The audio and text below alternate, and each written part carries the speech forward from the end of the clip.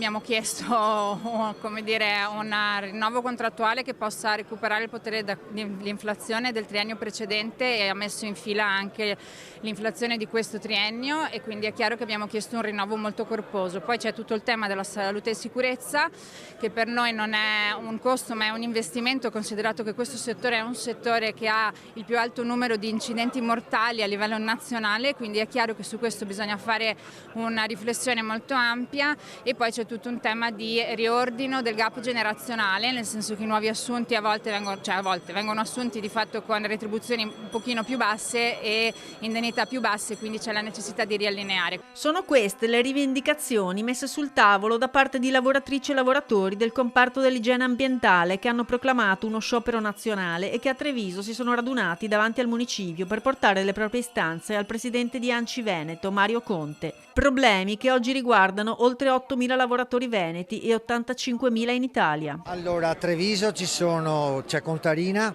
c'è Sesa e c'è Savno, che sono le maggiori aziende che operano a Treviso. A Venezia abbiamo Veritas, a Padova c'è APS che fa parte del gruppo ERA e c'è ETRA, un'altra multi-utility.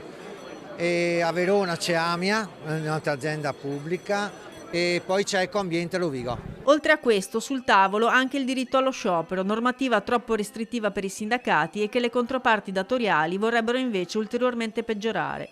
Per questo, se non verranno ascoltati, i sindacati sono pronti a tornare in piazza. Sia chiaro che non siamo più disposti a farci prendere in giro e se sarà necessario torneremo in piazza ancora più forti di oggi. Poi chiediamo anche una rivisitazione nella classificazione del personale per dare prospettive di crescita professionale soprattutto ai livelli più bassi e chi fa il porta a porta tutti i giorni con carichi di lavoro importanti, dove questo settore ha molti inidonei, un aumento esponenziale delle malattie professionali. Di tutto questo si farà portavoce il presidente di ANCI Veneto. Innanzitutto ringrazio le sigle sindacali per aver creato questa mobilitazione e aver chiesto un confronto. Abbiamo a cuore quello che sono le condizioni del lavoro, certamente abbiamo a cuore la qualità del servizio e quindi sarà nostra cura fare in modo che questa trattativa arrivi al compimento. Siamo come sempre